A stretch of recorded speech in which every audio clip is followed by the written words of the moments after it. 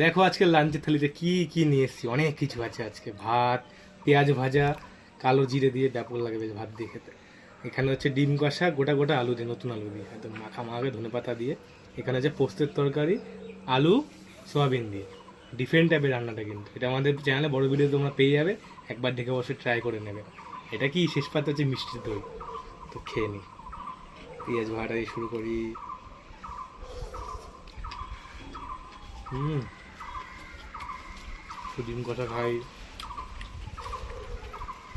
অনেক খাওয়া দাওয়া। ডিমু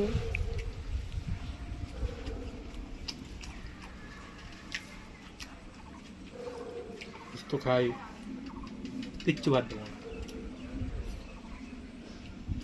আর খাবো হচ্ছে দই, ঠান্ডা ঠান্ডা দই পুরো একদম। ঠান্ডা জুড়িয়ে গেল।